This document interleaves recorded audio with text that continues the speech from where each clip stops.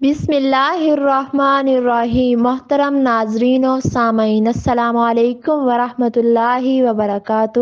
دعا مانگتے وقت یہ دو غلطیاں کبھی نہ کرنا، ورنہ دعا قبول نہیں ہوگی۔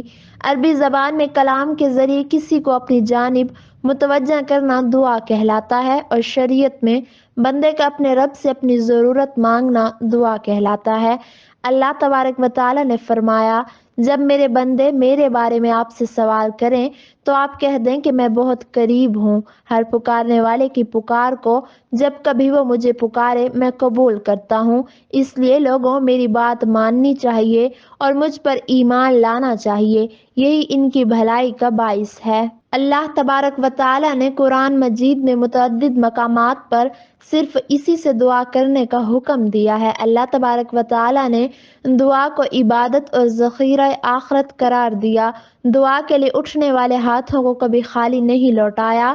دعا ایک مومن کے لیے فائدہ مند ہتھیار ہے، جس سے تقدیریں بدل سکتی ہیں، مصیبتیں ٹل سکتی ہیں، اور آسمان بھر گناہ اور زمین بھر خطائیں معاف ہو سکتی ہیں۔ اور اگر دعا میں غفلت کی جائے تو غضب الہی نازل ہوتا ہے۔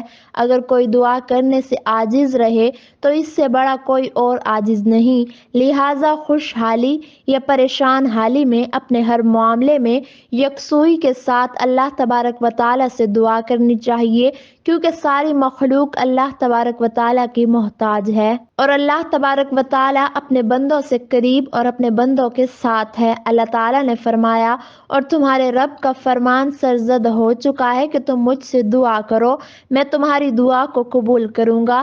یقین مانو کہ جو لوگ میری عبادت سے خود سری کرتے ہیں وہ ابھی ابھی ذلیل ہو کر جہنم میں پہنچ جائیں گے۔ اللہ تبارک و تعالی نے دعا کو عبادت اور عبادت کو دعا کے لفظ کے ساتھ ذکر کیا ہے، اور یہ انداز متعدد مقامات پر اختیار کیا گیا ہے۔ اللہ تعالی نے فرمایا، تم لوگ اپنے پروردگار سے گڑ گڑا کر اور چپ کے دعا کیا کرو۔ اللہ تبارک و تعالی حد سے نکل جانے والوں کو ناپسند کرتا ہے، اور زمین پر اس کی اصلاح کے بعد فساد مت مچاؤ۔ اللہ سے ڈرتے ہوئے دعا کرو، بے شک اللہ تبارک و تعالی کی رحمت نیک کام کرنے والوں کے نزدیک ہے۔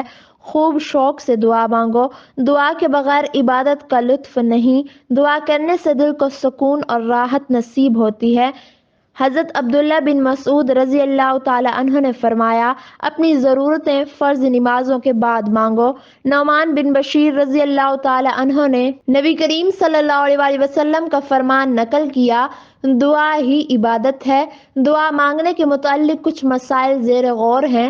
دعائیں ہمیشہ فائدہ مند شے کو حاصل کرنے اور نقصان دہ شے سے بچنے اور ضرورتوں کی تکمیل کے لیے ہوتی ہیں۔ نمبر 1، اگر کوئی شخص اپنے جیسے کسی شخص سے کہے کہ مجھے پانی پلا دو، یا کھانا کھلانے کے لیے کہے جو زندہ بھی ہو، حاضر بھی ہو اور یہ کام کر بھی سکتا ہو، ان کی انجام دہی کو یقینی بنا سکتا ہو، تو ان جیسے مسائل میں کوئی حرج کی بات نہیں، کیونکہ یہ نیکی کے کام میں ہاتھ بٹانے کے متعلق ہے۔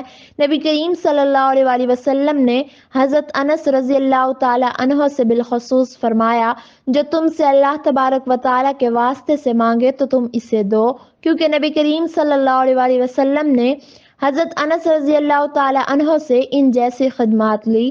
نمبر 2، اگر کوئی ایسی مخلوق کو پکارے یا اس سے مانگے جو زندہ نہیں ہے بلکہ مردہ ہے، جو حاضر نہیں بلکہ غائب ہے، جسے اللہ تبارک و تعالی نے اس کام کو انجام دینے کی قدرت نہیں دی، تو اس طرح کے عمل کی قطعاً اجازت نہیں دی گئی، کیونکہ اللہ تبارک و تعالی نے اسے شرک اور کبھی کفر قرار دیا ہے۔ اپنی ہر دعا اور ہر ضرورت کے لیے اپنے رب کے آگے سر جھکانا چاہیے۔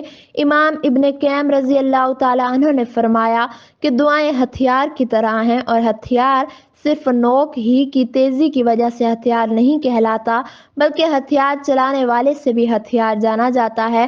تو جس قدر ہتھیار مکمل ہوگا، ہاتھ مضبوط ہوگا اور کوئی رکاوٹ حائل نہیں ہوگی، اسی قدر دشمن پر ضرب کاری ثابت ہوگی۔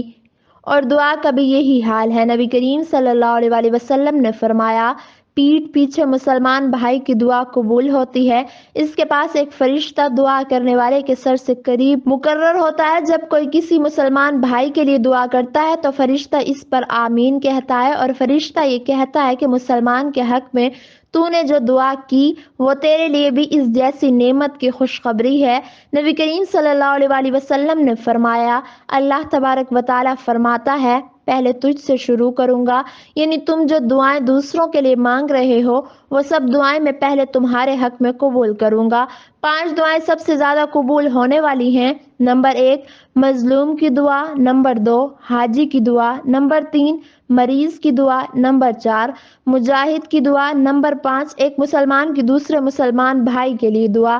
ناظرین، وہ 2 غلطیاں کون سی ہیں کہ جن غلطیوں کی وجہ سے ہماری دعائیں قبول نہیں ہوتی؟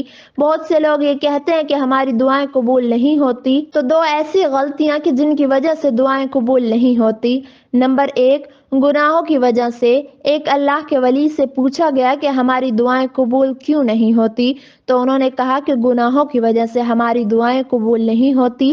ہم اپنے گناہوں پر نادم نہیں ہوتے، ہمارے گناہ اتنے زیادہ ہوتے ہیں کہ دعا کے اندر قبولیت میں وہ آڑ اور رکاوٹ بن جاتے ہیں۔ جب کوئی بندہ نافرمانی کرتا ہے اور اللہ تبارک و تعالی سے توبہ کیے بغیر دعا کرتا ہے تو اس کی دعا قبول نہیں ہوگی، کیونکہ دعا کے آگے وہ گناہ جگہ لے لیتے ہیں۔ اس لیے جب بھی گناہ کریں تو اللہ تبارک و تعالی سے معافی مانگ لیں۔ نمبر 2 مایوس ہو جانا، نا امید ہو جانا، امید چھوڑ دینا کہ زیادہ سے زیادہ 10 مرتبہ دعا مانگ کے مایوس ہو جانا۔ انسان یہ سوچنے لگتا ہے کہ میری دعا قبول ہی نہیں ہو رہی تو مانگنے کا کیا فائدہ، لیکن انسان یہ نہیں سوچتا کہ ہو سکتا ہے کہ اس میں اللہ تبارک و تعالیٰ کی کوئی نہ کوئی حکمت پوشیدہ ہو۔